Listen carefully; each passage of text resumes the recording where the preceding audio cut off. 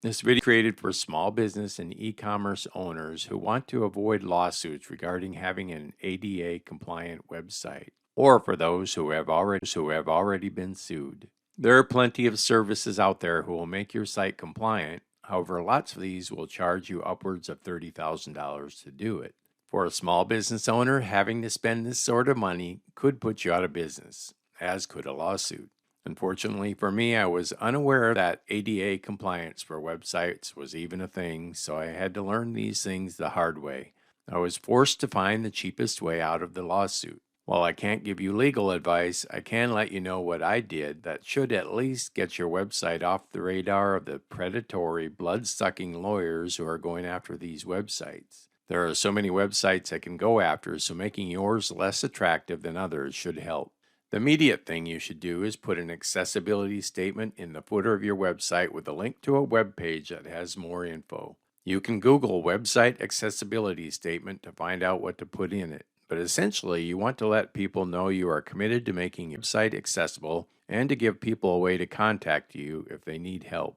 This will already put you well ahead of most websites out there. As a note, even if your shopping cart hosting provider claims to have ADA compliant templates, there's a good chance they are not. I use Shift4Shop, formerly 3D Cart, and they claim their templates are compliant. However, if you use any of their feature module add-ons, they add non-compliant issues.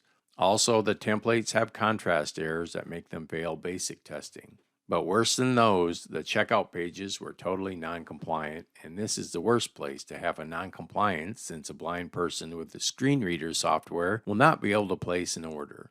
I ended up hiring someone to fix these 2 pages since I could not get Shift4Shop to fix them. That only cost me $50. Even if your chosen template is compliant, changes you make to the colors and design can add non-compliances, so you need to test everything. Speaking of testing, there are some low-cost or free tools you can get to find out what issues you have.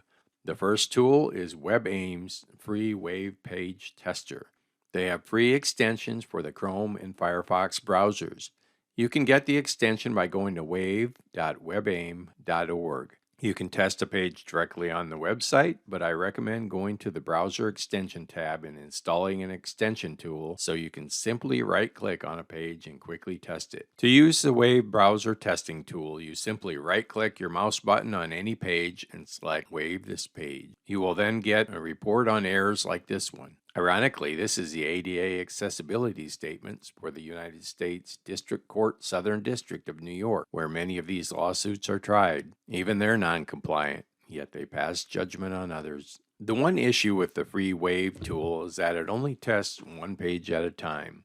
There are low-cost tools you can buy that test the entire site at once, so you can see a list of all the problems. These tools also test to a greater level than the Wave tool. It may find things that you have no control over fixing, but the more issues you can fix, the safer you'll be. One tool I use is the Sort Site Desktop tool from PowerMapper. To find someone who can help you with fixing your website, you could use Google to search website accessibility, but you'll most likely find companies who will charge $10,000 to $30,000. There are much cheaper options by finding an outsourcer in a foreign country.